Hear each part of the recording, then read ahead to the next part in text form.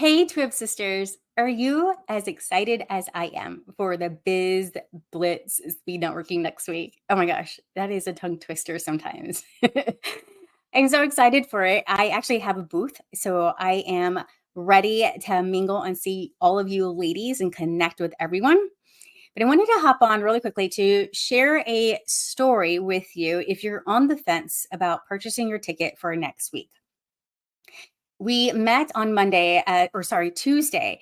The entire board met on Tuesday, and we shared some of the concerns that we've heard from our members and our potential members about the past speed networking events. And so it is our goal to make sure that we create this experience that not only are you going to get a return on your investment, but you're going to have a great time. And so some of the things that we've heard, we're coming on live and each of us are addressing it so that you feel really good about spending your hard-earned money on your ticket and then spending your time with us next Thursday. So I want to talk about lost opportunity costs. And to begin with that, I want to share a story that was told to me by a mentor. And he shared about how a man was sitting in a restaurant waiting for his lunch date to arrive. And as he was sitting there, he noticed that there was a fly heading towards the window. And the fly kept going towards the window, trying to get outside. But the fly did not see that obviously that there was glass and there was no way it was going to be able to get through that glass. But it was persistent. Every time that he would fall, it would fly back up and go again and go again. And this poor fly was just like tiring itself over and over and over again, trying to get through that glass. It had an invisible block.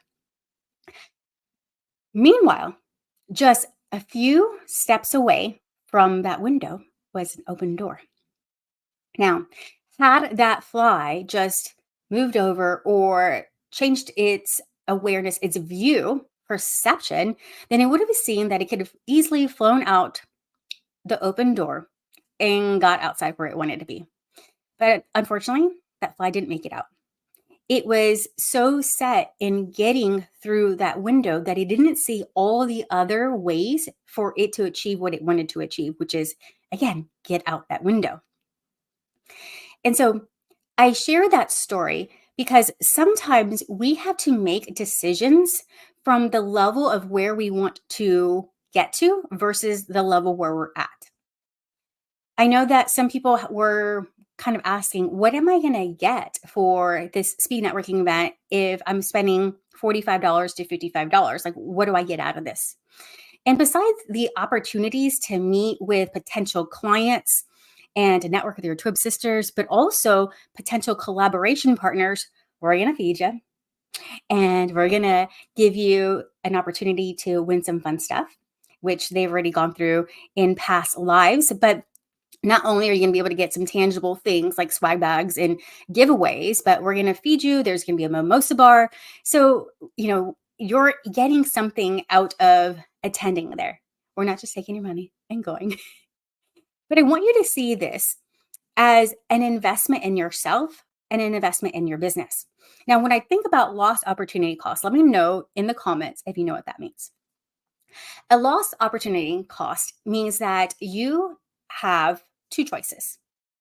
And choice A, and this is how I think of it sometimes, is when we make investments in ourselves or when we make decisions based off of money, sometimes what it does is that we are making these decisions based on, again, like I mentioned, where we're at versus where we want to be. And so the lost opportunity cost here is that, you're spending $45. Let's say you get $20 worth of food. I'm going to the practical and logical, okay? So let's say you spend eat $20 worth of food and drinks. And so if you think about it, $25 to invest in yourself. Now, what if, and a lot of you actually sell products and services that are way more than $25. So easily, if you make a contact or when you make a contact there, whether it's a referral partner or an actual client, you're going to make your money back right away, right? But let's say you decided, no, I am not going to attend. Maybe I'm going to attend a free event or an event that doesn't cost as much. I want you to think about this. Like, what is the opportunity or what is the lost opportunity cost if you're not connecting with that person that's willing to invest in themselves and their business? Because when I think about the type of person that is willing to invest $45 to $55 to attend an event like this, shows me that they're not necessarily too concerned about price, but what they want is quality. They want an experience. And so if their mindset is about, I'm willing to invest this to get back something even greater in return, then I want to be in a room with that person. I want to be in the room with a person that has a growth mindset, that is willing to invest in themselves, to take that quote unquote risk and know that they're putting themselves in a position to get a return on their investment. Because going back to that lost opportunity cost, you can attend an event that's lower cost or an event that's free, or not attend an event at all. And so when we go back to, that $25, you're eating $20 worth of food and drinks, right? And the $25 left that you would not be spending, or, elsewhere, like if you were to go out to eat and only spent $20 going out to eat next Thursday, and then you have the $25 left, like what could that $25 be turned into? If you sell homes, if you're a realtor, your 1 to 3%, depending on your arrangement with your broker, you know could end up being a lot more than $25, right? If you sell something lower ticket, maybe it's just a couple of items that you sell. What I'm getting at is that I want you to think of this as an investment in your business and in yourself, and be thinking about it long term, about how you're going to benefit from this, because you're creating connections, you are showing up for yourself, and you're just able to network and connect with people that maybe don't normally attend this type of event.